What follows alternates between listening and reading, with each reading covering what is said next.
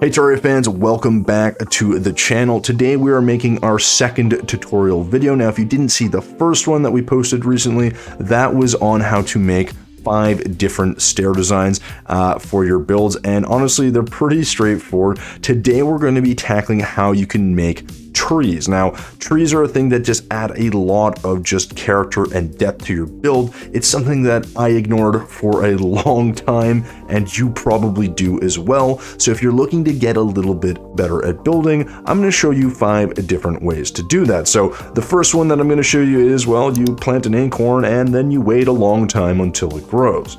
I know, it's not that exciting, but I'm starting from the absolute basics here.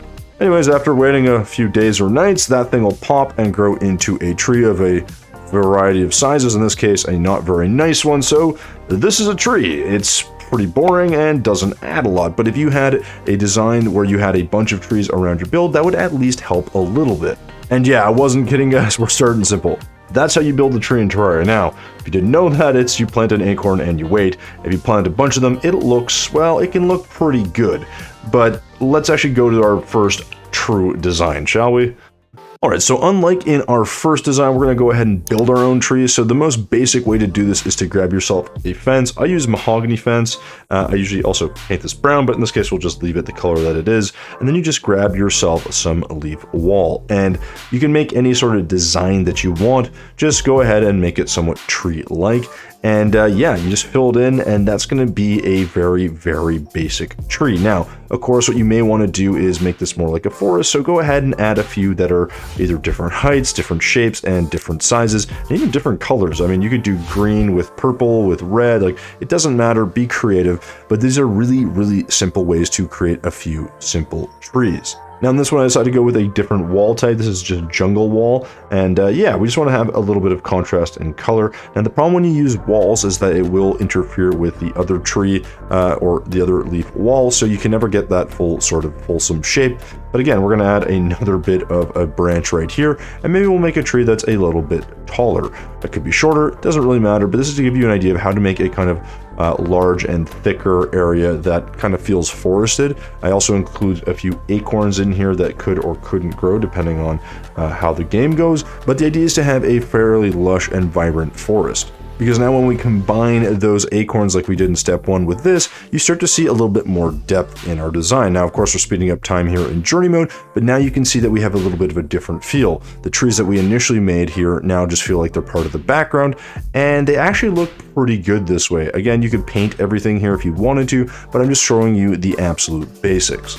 So with all of our trees grown, you can see this looks pretty good, but I would recommend that you paint your mahogany fence brown. I just think it looks a little bit better. If you do like the contrast that the mahogany provides, you can obviously keep it or paint it another color. It's completely up to you. But now you can see we have a nice dense forest that I think looks pretty good. And again, we're using the sort of first step, which is planting acorns, and we've added a little bit to give ourselves a lot more density and a little bit more interesting look to our design.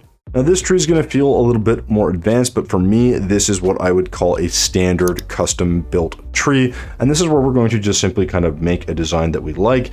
And we're only really going to use a few materials. And then is going to be our living mahogany wand, our living wood wand, our living leaf wand, and or our living mahogany leaf wand. It really depends what you want, but I usually start with the living mahogany wand, and I paint this brown and just kind of make a design. Again, one of the important parts when designing a tree, especially a custom tree, is that remember, trees are not really symmetrical, so you want them to look kind of misshapen, twisted, that kind of thing. It'll just add a lot of detail, and it looks pretty good. Now, with the basic design of your tree, well, sort of finished, it's time to make an outline of your leaves. Now I just use our leaf wand here to do that, and then you'll see me also add a couple of different layers. Now the shape of this doesn't really matter because you can adjust it as you want, but something that looks, well, leafy and leaf-like. You can also then add in a few additional branches on the inside of the tree as needed. I think it adds a couple of nice little effects. Then what you'll want to do is add your walls. Now in this case, guys, I'm using 3 primary walls that I almost always use when I make a tree. That is, of course, our leaf wall, which is always kind of a darker green. I like to use that on the bottom of things and kind of give it some depth. I'll then use some crimson scab wall painted green. It has a nice leafy look to it. And then I'll use some hallowed shard wall. It's that sort of pink wall that you can see there. Again, painted green. It's quite bright, but it really looks kind of interesting and adds some highlights. And I generally think it looks pretty good. Now, another important thing that you're going to have to do when you do, in fact, make a tree like this is to make sure that you use your hammer out all of the pieces that you can, especially for the branches, to create sort of this different design and depth. And don't worry if the branches aren't attached fully. It kind of makes it look more, well, natural, I suppose, in some ways, and kind of gives it some really cool designs. Same goes for the leaves. I think sometimes people will tell you got to hammer the whole outside of it. It's okay to leave a couple of them unhammered, but make sure that you mix it up. You can put them in the bottom position, you can put them on the angled position, and you can also just leave them the way they are. It just kind of really depends on what you like.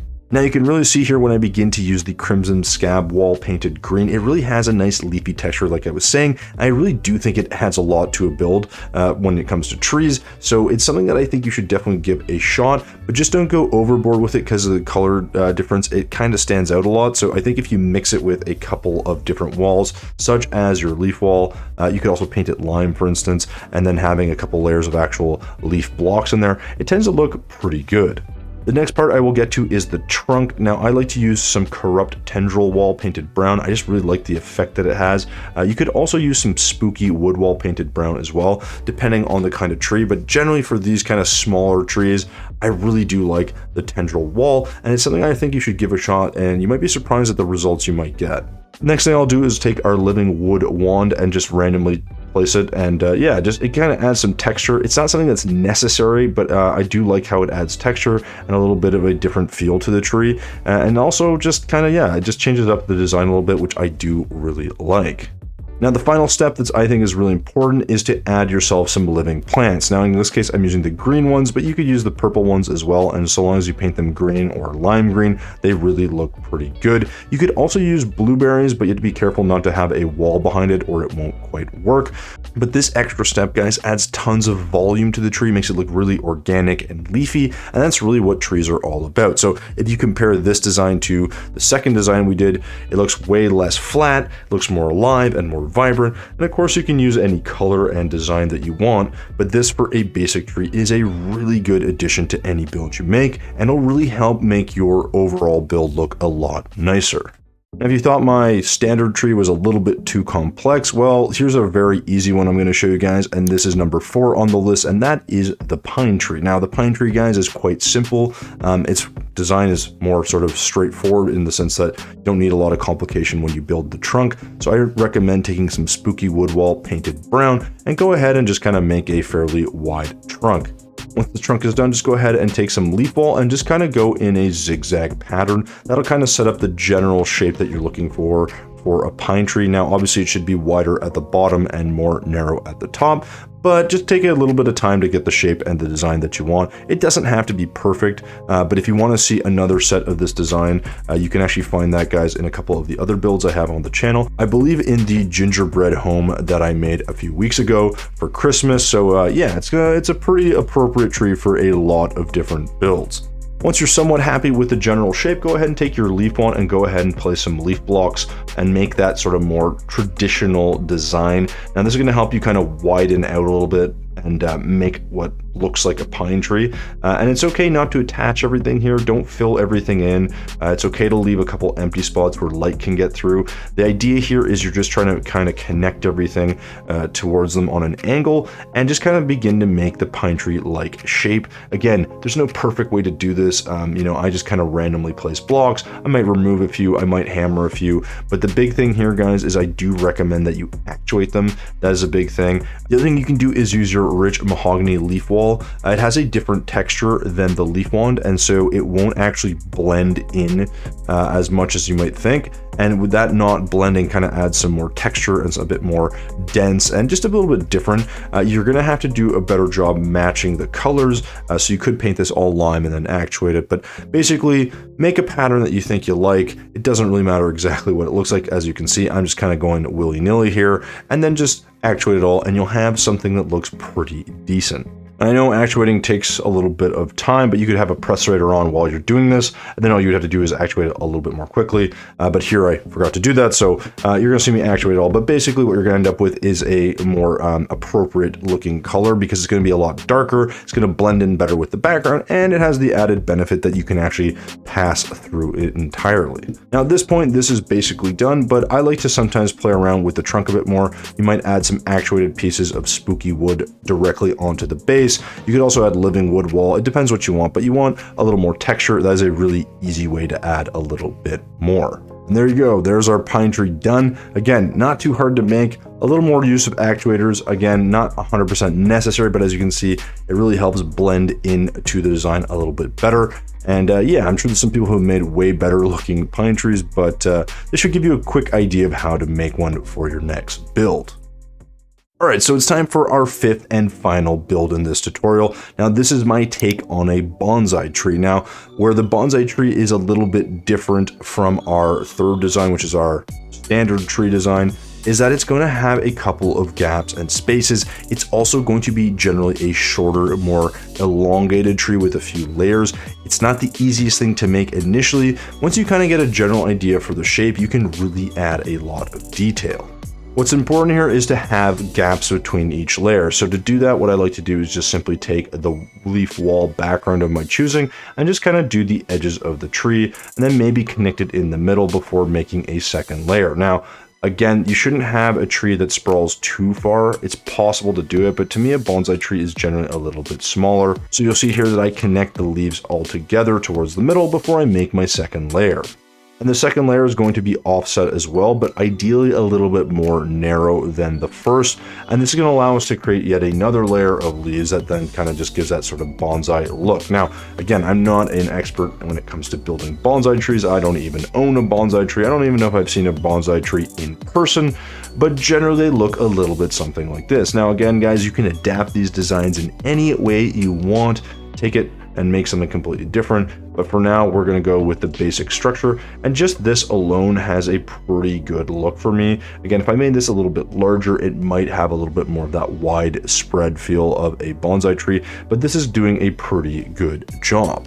You obviously want to hammer all of these branches into different positions. This is going to give a lot more texture to the build, but also kind of just give us a little bit more of a split between all the branches and between the actual leaves. Oh, and don't forget to do the trunk as well, because those tend to be pretty gnarly as well. So go ahead and make a random design that you like. You know, I like something like this, so we'll just kind of stick with that. And now it's time to move on to the actual leaves. Now here, guys, we're going to just use our leaf wand and just kind of throw them around randomly. It's okay to not connect this with anything or try to avoid connecting it with the actual branches, but it doesn't really matter. We're just trying to make a little bit of a design and add a bit of texture. And similar to our other trees, we're going to use our rich mahogany leaf wand to actually add in some more texture and detail. Again, because we're probably going to be actuating this or painting it a different color, it will blend in nicely once we're done. But as you can see, it just kind of breaks up the build a little bit. And I think it's something that's worth doing in any tree build that you do make. You'll see pretty quickly why it's valuable, just because it doesn't look so flat. Now, similar to our standard tree build, we do want a lot of foliage here, so we're going to go ahead and add ourselves some strange plants. In this case, I went with the purple ones, but again, it doesn't really matter which ones you use. I tend to use the purple or the green ones. We're also going to add some of our blueberries. Now, these have a bit of a different look to them. Now, I haven't actually painted anything yet, so it looks a little bit strange, but this is going to add a lot of texture and a lot of detail to the design and just a lot of foliage, which is exactly what we're looking for. With our tree full of foliage, now we just need to choose a paint. Now, in this case, I went with some pink, so we're gonna go ahead and paint the background pink first. Now, as you can see, because this is going to be our leaf wall, it's gonna be quite dark. And that's actually not the worst thing, but because we have different kinds of walls, it's gonna break up a little bit. Some of the design, be a bit brighter in some spots, but that randomness, guys, is not a bad thing. Now where this build is really going to begin to pop is when you start to actually paint all of the plants and the leaves pink as well. Now, again, you could use any other palette that you want. I mean, you could use a blue, you could use an orange, it doesn't really matter. But for bonsai, I really like the pink. You could also use negative paint, it's quite bright as well. But the idea here is to get everything the same sort of shade of color, and that you'll end up with is a nice kind of palette that just sort of fits the design of what you might think of a bonsai tree, or maybe a sakura tree. Now, again, color palettes are really up to you guys, but the general design of the bonsai tree for me is something that looks a little bit like this. Again, adding a bit of negative paint gives it some very interesting highlights like you see here, but it's really up to you. I kind of like this just for the texture and for the contrast, but if you paint this all one pink or, well, negative color, it'll look pretty good. With that, we're done. So guys, I hope you enjoyed this video on how to build different styles of trees. Again, I am not an expert. This is just kind of how I build my version. I hope this helps you make your own versions as well. And let me know which one was your favorite. I'm a little bit partial to this bonsai tree right now because it's kind of colorful and different, but number 3 is the one that I make most often. So with that, guys, as always, thumbs if you liked it, subs if you loved it. We'll see you in the next one.